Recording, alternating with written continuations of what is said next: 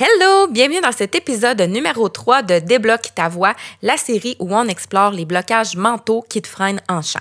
Aujourd'hui, on parle d'un réflexe qui tue la motivation à petit feu, la fameuse comparaison. Elle a une voix incroyable. Moi, je suis loin d'être aussi bonne. Lui, il chante mieux que moi. J'y arriverai jamais à la cheville. Si tu t'es déjà dit ce genre de phrase-là, t'es pas le seul. On va remettre les choses en place, tu vas voir, dans quelques instants. Donc, mon nom est Tricia Turcotte, je suis professeure de chant et coach vocal ultra passionnée depuis 2012. Pourquoi on se compare autant? Parce qu'on est constamment exposé à des performances qui sont parfaites, que ce soit sur YouTube, TikTok, dans des concours, dans des spectacles. Puis ce qu'on voit, c'est souvent le résultat final. C'est jamais le parcours.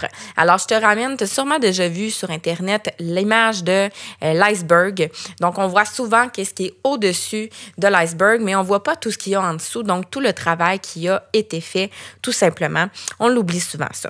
On oublie aussi que derrière chaque voix qu'on admire, il y a des années de travail, justement, de doute aussi, d'essais-erreurs. En fait, il faut juste te dire que tout ça, c'est humain, tout simplement. Pourquoi la comparaison devient un piège dans la vie de tous les jours, mais aussi quand on chante? Parce que quand tu te compares, tu fais deux choses qui sont super destructrices. Un, tu te dévalorises. Tu vois ce que l'autre a, puis que toi, tu n'as pas, ou que tu n'as pas encore, du moins.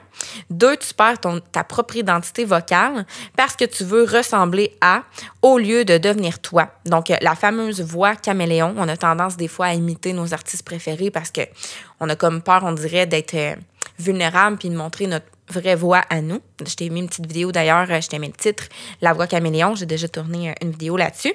Puis surtout, tu oublies que ta voix est unique. Je le dis toujours, chaque voix est unique, mérite de briller à sa façon. Aucune autre voix a exactement, en fait, la même couleur, le même grain, la même vibration que toi.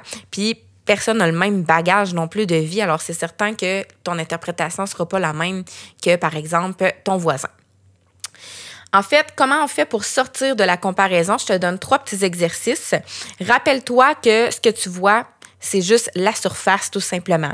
Que derrière une performance inspirante, comme je l'ai dit un peu avant, il y a de la pratique, il y a des erreurs, il y a des échecs, exactement comme ça t'arrive à toi. 2, ralentis pour écouter ta voix. C'est quoi qui la rend différente? Qu'est-ce que tu ressens quand tu chantes? Qu'est-ce que ça t'apporte de chanter? Puis, reconnecte-toi à ton plaisir, pas à la compétition. Ça devrait être la même chose quand tu participes à des concours. Je le dis souvent à mes étudiants, mais oui, c'est le fun de gagner, c'est une belle reconnaissance, mais fais-le aussi pour le plaisir que ça t'apporte, puis l'expérience que ça ajoute à ton bagage, tout simplement. Et finalement, numéro 3, note tes progrès à toi. Compare-toi à toi-même seulement. Je l'ai souvent dit ça aussi dans des vidéos, mais compare-toi à cette personne-là, ce chanteur-là que tu étais il y a 1 mois, il y a 6 mois, il y a 1 an. Tu vas voir que tu avances, même si tu ne deviens pas nécessairement viral sur Internet.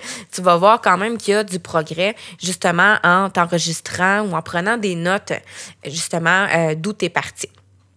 Finalement, ta voix mérite d'être entendue parce qu'elle est à toi, elle est unique à toi, pas parce qu'elle ressemble à celle de quelqu'un d'autre. Puis, arrête de regarder à côté, commence à célébrer ce que tu es. Ce que tu es en train de bâtir. Donc, j'aimerais que tu me dises en commentaire, est-ce que tu te compares souvent, toi? Puis, à qui, par exemple? Est-ce qu'il y a un artiste que tu as tendance à vouloir imiter sa voix, peut-être parce que tu as peur de monter ta propre voix? Qu'est-ce que tu aimerais changer dans ta façon de voir ta voix? Puis, si tu veux continuer à débloquer tout ce potentiel-là, pense à t'abonner à ma chaîne YouTube, puis à aller activer la petite cloche pour ne rien manquer des prochaines capsules vocales, mais aussi des prochains épisodes de Débloque ta voix qui vont sortir ici même. Et on se retrouve très vite pour l'épisode 4. Et s'il me jugeait. Donc, à bientôt. Bye bye.